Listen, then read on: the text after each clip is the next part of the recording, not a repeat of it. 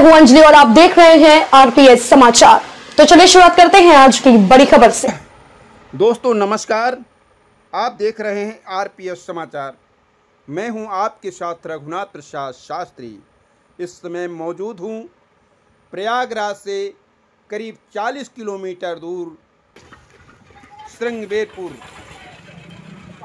जहां भगवान श्री राम को निषाद राज ने अपनी नौका से वनवास के लिए पार किया था। आज हम आपको बताते हैं श्रृंगबेरपुर यहाँ का नाम क्यों पड़ा और कैसे पड़ा। श्रृंगबेरपुर का हुआ श्रृंगार, निषाद राज पार्क भी है खास। यहाँ से ही प्रभु श्री राम ने की थी गंगा पार। आपको बता दें कि रामायण में वर्णन आता है कि पुत्र कामेष्ठी यज्ञ के लिए राजा दशरथ ने वशिष्ठ मुनि के कहने पर श्रृंगी ऋषि को अयोध्या बुलाया था। श्रृंगी ऋषि के यज्ञ फल से ही राजा दशरथ को राम, लक्ष्मण, भरत, शत्रुघ्न के रूप में 4 पुत्रों की प्राप्ति हुई थी। प्रभु श्री राम के जीवन में वनवास का प्रसंग से प्रयागराज का विशेष संबंध है। रामायण में वर्णन मिलता है कि वनवास के लिए अयोध्या से निकलकर प्रभु श्री राम प्रयागराज के श्रृंगबेरपुर धाम पहुँचे थे, जहाँ उन्होंने रात्रि निवास कर अपने मित्र निषाद राज की मदद से गंगा नदी को पार किया था। फिर भरद्वाज मुनि के आश्रम पहुँचे थे। श्रृंगी ऋषि की तप स्थली होने के कारण ही इस क्षेत्र का नाम श्रृंगबेरपुर कहलाता है। महाकुंभ से पहले यहाँ भव्य कॉरिडोर का निर्माण किया जा चुका है, जिसमें लगी विशाल प्रतिमा और निषाद राज पार्क श्रद्धालुओं और पर्यटकों के लिए आकर्षण का केंद्र बना है।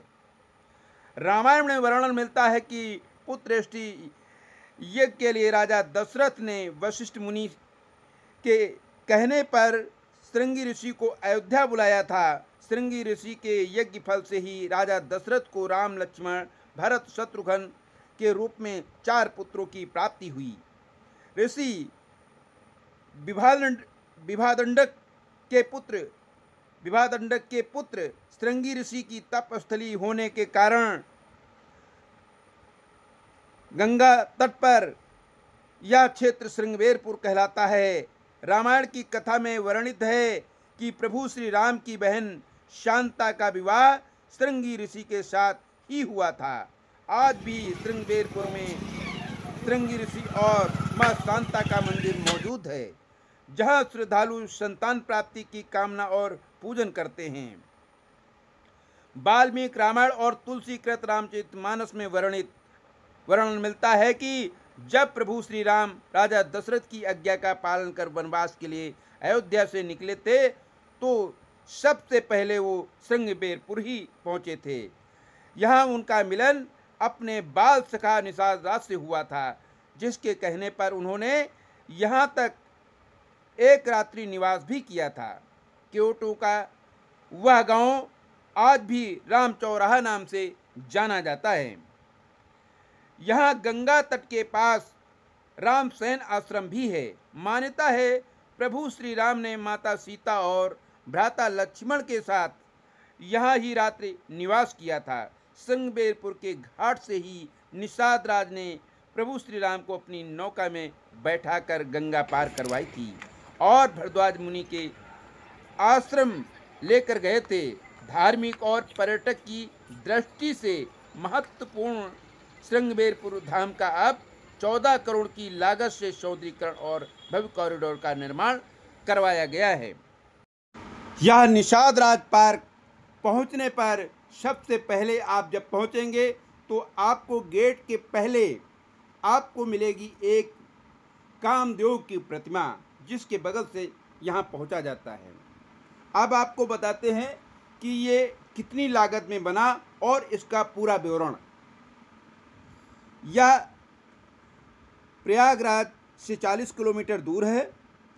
ये 8 हेक्टेयर यानी लगभग 32 बीघा में फैला हुआ यह पार्क तकरीबन 165 करोड़ की लागत से तैयार होकर प्रयागराज का एक नया पर्यटक स्थल बन चुका है। इस पार्क का मुख्य उद्देश्य इस संदेश को फैलाना है कि समाज में सभी जातियां एक दूसरे के काम आती हैं, इसलिए सभी बराबर हैं। इसके लिए वाल्मीकि द्वारा लिखे गए रामायण के अयोध्या कांड में उस घटना को मूर्त बनाकर दिखाया गया है जब श्री राम मल्लाहों के राजा निषाद को अपने सीने से लगाते हैं। इस उदारता से खुश होकर राजा को सीने से लगाते हैं। इस उदारता से खुश होकर राजा निषाद नाव से श्री राम, लक्ष्मण और सीता जी को गंगा नदी के पार लेकर भरद्वाज मुनि के आश्रम पहुंचते हैं। प्रयागराज के फाफामऊ विधानसभा क्षेत्र सोरांव तहसील में कौड़ियार और होलगढ़ विकास खंड के 50 ग्राम सभाओं को मिलाकर अगस्त 2019 में श्रृंगबेरपुर धाम नाम से एक नया विकास खंड बनाया गया। यही से अयोध्या से चित्रकूट तक बनने वाले राम वन गमन पथ का मार्ग भी होकर गुजरेगा। इस परियोजना पर लगभग 4200 करोड़ रुपए खर्च किए जा चुके हैं, जिसमें गंगा पर एक पुल का निर्माण भी शामिल है। संगम से यह जगह मात्र 40 किलोमीटर दूर है। इसके लिए संगम से चलकर गंगा नदी का पुल पार करके लगभग 12 किलोमीटर बाद फाफामऊ तिराहा, जहां से 4 किलोमीटर दूर NH 38 पर मलाका का फ्लाईओवर चौराहा है। यहां से लखनऊ वाले हाईवे पर सिर्फ 20 किलोमीटर दूर है श्रृंगबेरपुर धाम, जहां पर यह पार्क मौजूद है। पार्क में भगवान राम और निषाद राज के मिलन की 51 फीट ऊंची प्रतिमा स्थापित की गई है। यह प्रतिमा ललित कला अकादमी लखनऊ द्वारा बनाई गई है। इस मूर्ति की लागत है 3.68 करोड़ रुपए। रामायण के अयोध्या कांड में श्री राम केवट को जब अपने सीने से लगाते हैं, यह मूर्ति उसी कथा का विवरण है, जिसका मतलब है कि समाज में सभी जातियां बराबर हैं। पार्क में एक जगह पर उस दृश्य की प्रतिमा बनाई गई है जब निषाद राज खुद नाव से श्री राम को गंगा नदी पार कराते हैं। वनवास के समय श्री राम, लक्ष्मण और माँ सीता जिस तरह जंगलों में कुटिया बनाकर रहा करते थे, उसे भी मूर्ति के जरिए दिखाया गया है। जब श्री राम माता सीता और लक्ष्मण के साथ अयोध्या से वन की ओर जा रहे थे, तो किस तरह नगरवासी उनके पीछे पीछे रोते दौड़ रहे थे, उसे भी मूर्ति रूप बनाकर बहुत ही रोचक तरीके से दिखाया गया है। इसके अलावा श्रृंगी ऋषि की प्रतिमा भी मुख्य गेट के सामने ही बनाई गई है। कार्य का विकास 2 चरणों में किया जा रहा है। पहले चरण में मूर्तियां, प्रवेश द्वार, बाउंड्री वॉल और अन्य सुविधाओं का निर्माण किया गया है। दूसरे चरण में ध्यान केंद्र, कैफेटेरिया और अन्य पर्यटक सुविधाएं विकसित की जा रही हैं। पर्यटक सुविधाएं, यहां लोग योग और ध्यान केंद्र, कैफेटेरिया, पार्किंग और सुंदर लैंडस्केपिंग जैसी सुविधाएं भी हैं जिनका लाभ उठाते हैं। उत्तर प्रदेश सरकार द्वारा इस क्षेत्र को धार्मिक और सांस्कृतिक पर्यटक का केंद्र मानने के लिए कई योजनाएं बनाई। परियोजनाओं का कुल बजट लगभग 165 करोड़ है, जिसमें विभिन्न विकास कार्य भी शामिल हैं। श्रृंगबेरपुर धाम को सामाजिक समरसता का प्रतीक माना जाता है। यहाँ पर धार्मिक और सांस्कृतिक गतिविधियों को बढ़ावा देने के लिए विभिन्न कार्यक्रम आयोजित किए जाते हैं।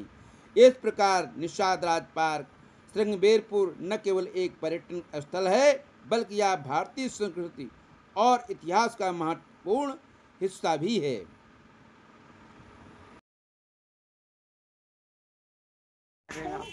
ये बताइए मैडम जी, आप कहाँ से आई हैं? खैबरपुर से है। कहाँ से? खैबरपुर। ये कहाँ पड़ता है, किस जिले में? ये प्रतापगढ़ कुंडा। अच्छा अच्छा, तो यहाँ कैसा लगा, महसूस कर रही हैं आप? बहुत अच्छा लगा यहाँ पे। यहाँ आकर के बहुत अच्छा लग रहा है।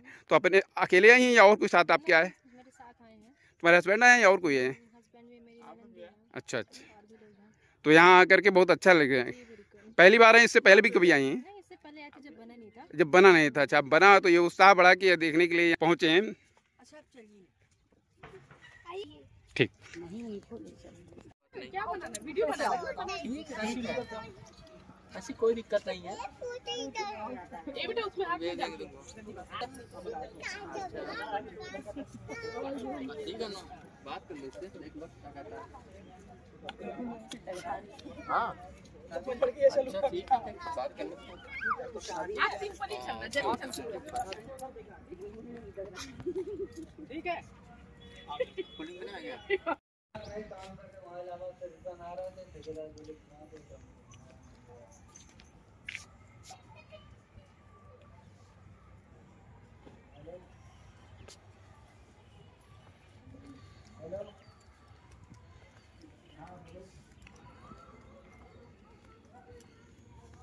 लेकर आ रहे हैं, ठीक है।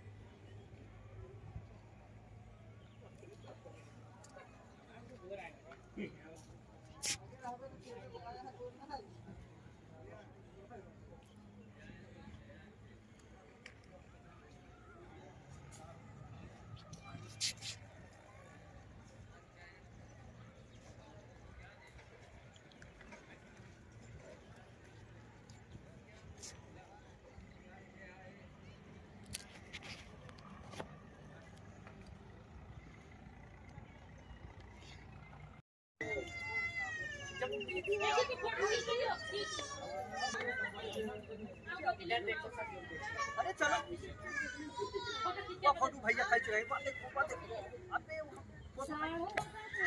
भैया इसका फोटो खींचो तो चलो यहाँ खड़े होकर फोटो खिंचाओ, तुमको टीवी चैनल पे चलवा दे, चलो खिंचाओ। क्या नाम तुम्हारा है? नाम बता दो, नाम बताओ, अंकल जी नाम बताओ, मुंह बंद करके बताओ, नाम बताओ, क्या नाम तुम्हारा है? कहते मुन्नू जी, बोलो उधर। बोलेंगे नहीं।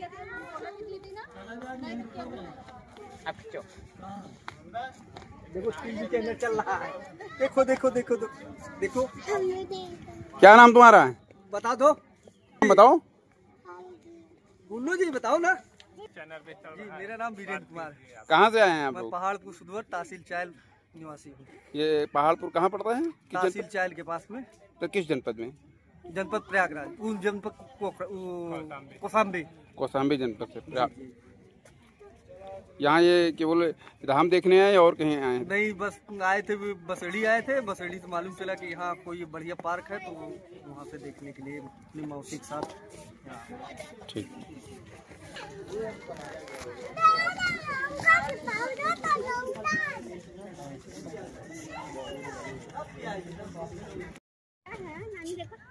क्या है कैमरामैन, क्या हमारा मकड़ो